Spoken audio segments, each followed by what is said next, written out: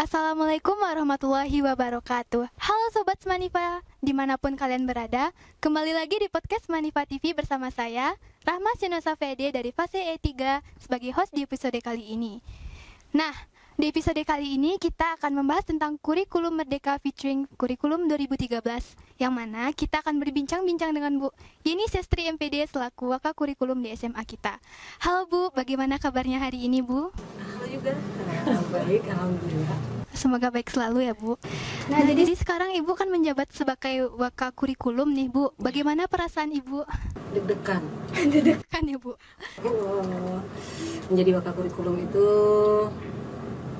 memang benar-benar deg-degan seperti kata-kata Ibu tadi, karena kita kan memang untuk kemajuan sekolah semua yang berhubungan dengan sekolah itu intinya adalah di kurikulum. Jadi tanggung jawabnya besar ya Bu. Besar. Nah, sesuai topik kita hari ini nih Bu, saya ingin bertanya, apa sih itu kurikulum Merdeka Bu? Kurikulum Merdeka adalah kurikulum yang digunakan di sekolah-sekolah, semua sekolah di Indonesia yang ditetapkan oleh Kementerian Pendidikan Nasional. Yang setelah di kurikulum 2013. Sebelumnya kan kita pakai kurikulum 2013, sekarang kita pakai kurikulum Merdeka namanya. Jadi udah diganti gitu ya Bu.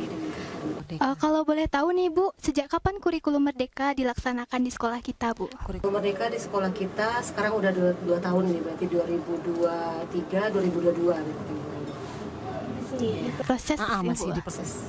Jadi yang di kelas 12 masih kurikulum 2013 yang kita pakai sekarang. Sejak adanya kurikulum Merdeka nih Bu, kira-kira ada nggak sih yang berubah dari sekolah ini Bu? Tentunya yang semua yang berhubungan dengan kurikulum Merdeka pasti berubah untuk yang kelas 10 dan kelas 11 kan, sesuai dengan ciri-ciri dari kurikulum itu sendiri. Kalau di kurikulum 2013 dulu pembelajarannya difokuskan kepada materi. Kalau di kurikulum Merdeka tentunya difokuskan kepada pembelajaran yang materinya itu esensial seperti itu.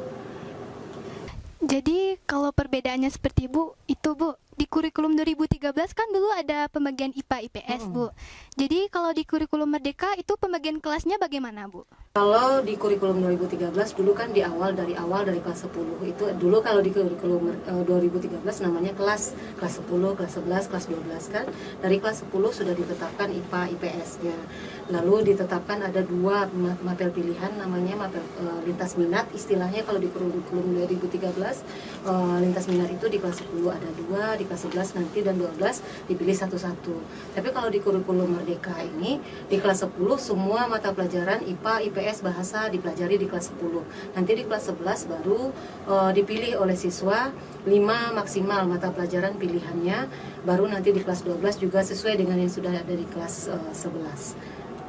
Jadi dipersiapkan lebih matang gitu ya Bu? Jadi artinya di kelas 10 siswa mempelajari dulu semuanya supaya mereka tahu nanti arahnya kemana, apakah mereka bisa di IPA, di IPS atau di bahasa. Tapi kalau di kurikulum 2013 kan dari awal mereka sudah ditetapkan ini maunya di IPA, ini pasti di IPS, ini akan di bahasa nanti. Mereka tidak bisa menentukan pilihan mereka sendiri. Tapi kalau di kurikulum Merdeka ini dari kelas 10, di kelas 10 itu semuanya mereka pelajari dulu. Dilihatnya nanti kalau di IPA ternyata mereka bisa di IPA misalnya, maka mereka akan ambil yang IPA nanti di kelas 11-nya. Tapi kalau mereka bisa di IPS, mereka akan ambil IPS di kelas 11-nya nanti. Sesuai dengan tujuan perguruan tinggi yang akan mereka ambil nantinya. Jadi siswa lebih bebas untuk memilih ke depannya ya Bu. Persiapkan dari dini gitu ya Bu. Untuk kalau misalkan kurikulum 2013 itu kan siswa kayak benar-benar dibimbing satu gitu kan Bu, per inti.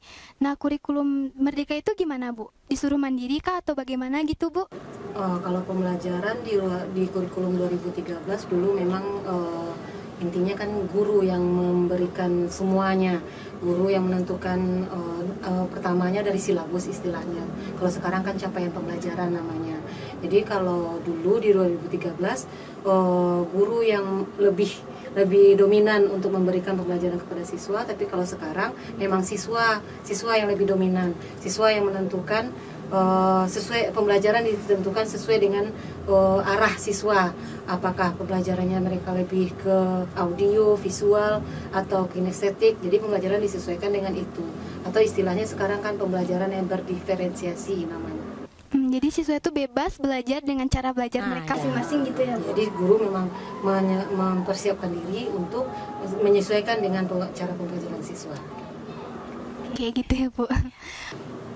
Nah, sejak adanya kurikulum Merdeka nih, Bu, apa sih ciri khusus dari kurikulum Merdeka yang ada di sekolah ini? Ciri Khusus khusus. kurikulum Merdeka itu yang pertama lebih fleksibel. Seperti tadi, fleksibel itu artinya guru mempersiapkan pembelajaran itu memang sesuai dengan kebutuhan siswa. Misalnya siswa yang audio nanti bagaimana pembelajaran untuk mereka, siswa yang visual bagaimana pula, siswa yang kinestetik bagaimana pula. Makanya ada pembelajaran yang berdiferensiasi namanya. Lalu yang kedua, materinya lebih esensial. Kalau esensial itu berarti kan yang penting-penting saja yang diajarkan dan itu lebih mendalam jadinya. Yang ketiga, di kurikulum Merdeka itu ada istilahnya pembelajaran proyek penguatan profil pelajar Pancasila. Jadi yang sifatnya siswa lebih ditekankan ke karakternya gitu. Jadi yang misalnya bagaimana mereka bergotong royongnya, bagaimana mereka kemandiriannya, bagaimana akhlaknya terhadap Tuhan Yang Maha Esa, itu yang lebih ditekankan kalau di kurikulum Merdeka. Itu ciri khususnya di kurikulum Merdeka. Jadi bukan hanya di belajar yang lebih ke inti sama Iya.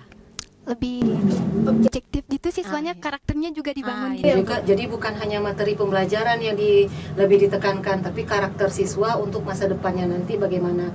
Jadi untuk orang-orang yang akan dipersiapkan untuk memimpin Indonesia ini nanti sudah dipersiapkan karakternya dari sekarang seperti itu. Banyak persiapan gitu ya, Iya, Bu, banyak dari persiapan. SMA. Mengenai cara belajarnya kurikulum Merdeka nih, Bu, yang saya ketahui siswa itu banyak presentasi, kerja kelompok. Jadi gunanya itu untuk apa, Bu? Jadi untuk kurikulum Merdeka ini memang siswa dipersiapkan untuk lebih mandiri gitu. Jadi mereka yang lebih menggali apa-apa yang akan mereka pelajari. Jadi guru hanya sebagai fasilitator. Jadi yang pertama misalnya diberikan oleh guru itu tujuan pembelajarannya ini. Nanti siswa yang mencari apa materinya, bagaimana cara pembelajarannya.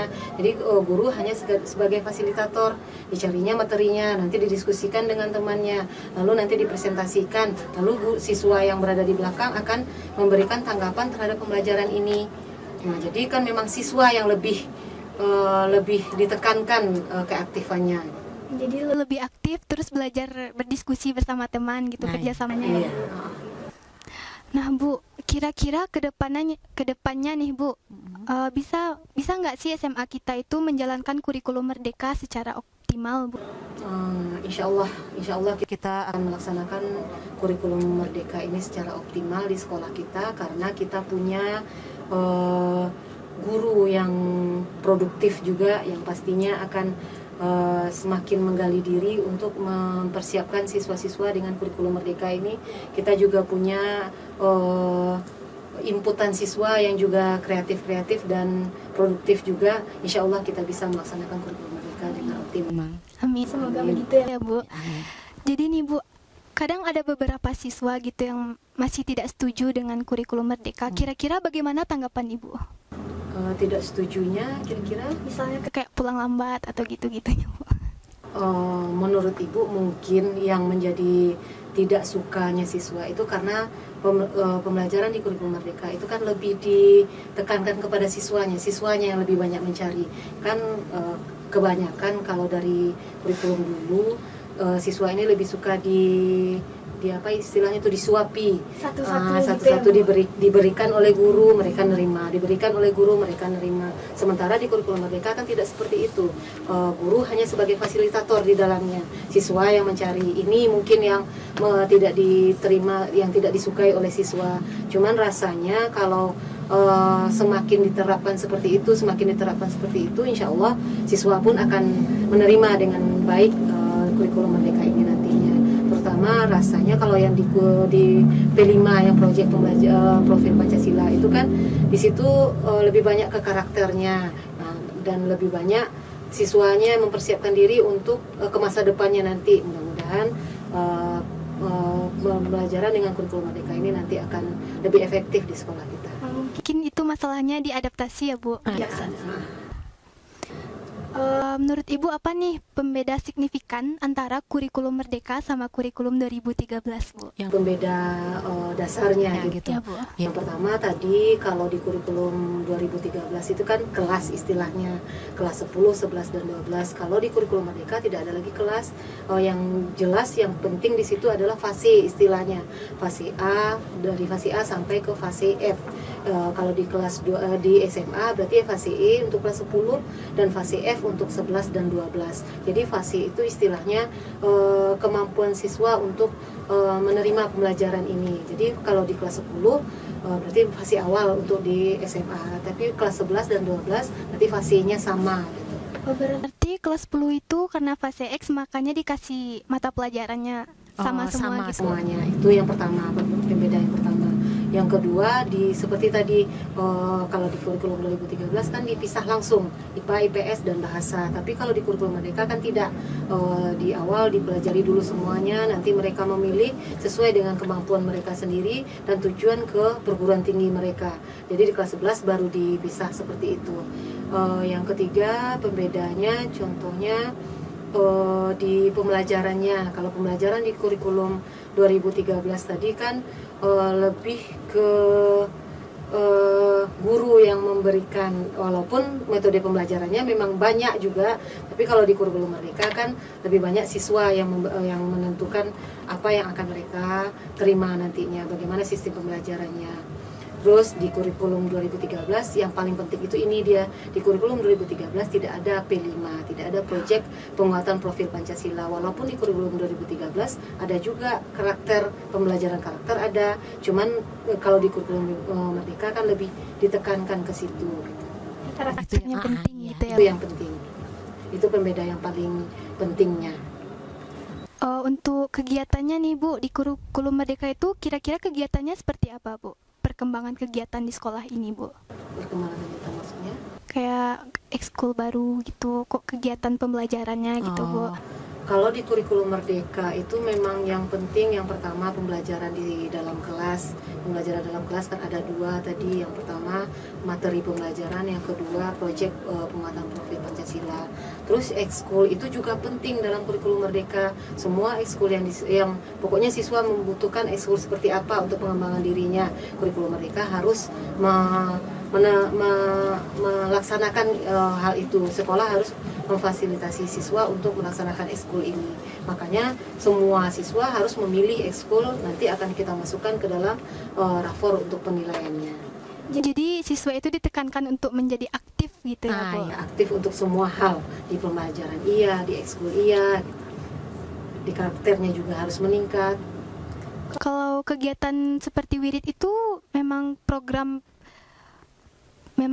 dari kurikulum Merdeka atau bagaimana? Wirid remaja misalnya, atau seperti kegiatan Ramadan misalnya, itu adalah program dari pemerintah daerah Sumatera Barat. Itu dari gubernur itu programnya. Jadi bukan karena kurikulum Merdeka, bukan seperti itu, tapi dari pemerintah Provinsi Sumatera Barat. Jadi memang dasarnya begitu ya Bu? Oke, jadi begitu ya Bu. Terima kasih banyak ya Bu karena telah menyempatkan waktunya untuk datang dan berbincang-bincang bersama saya di podcast Manifa. Semoga dengan kedepannya sekolah kita dengan adanya kurikulum Merdeka ini semakin maju ya Bu, semakin sukses dan semakin berkembang ya Bu. Amin. Oke Sobat Manifa, itu tadi bincang-bincang saya bersama Bu Yeni Sestris, MPD selaku Wakil Kurikulum di SMA kita.